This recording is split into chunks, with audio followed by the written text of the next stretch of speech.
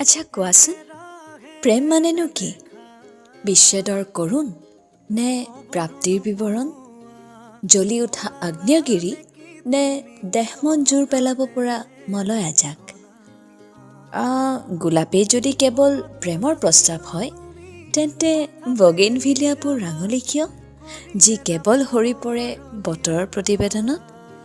দুই ওঠৰ মিলনেই যদি প্ৰেম হয়, তেন্তে চকুৱে চকু সেমেকাব পৰা অনুভৱক কি বুলি আখ্যা দিবা? জোনবাইটোৱে যদি ভাল পোৱাৰ প্ৰতীক হয়, তেন্তে উৰণীয়া তৰাটিক দেখিলেই তেওঁক পাবলৈ মনে মনে প্ৰাৰ্থনা কৰোঁ কিয়?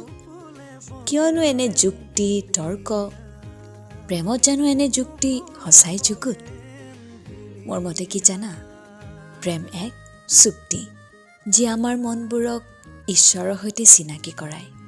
প্ৰেম এক স্বৰ্গীয় অনুভূতি, যাৰ নাই কোনো যুক্তি, নাই কোনো সংজ্ঞা, নহয়নে?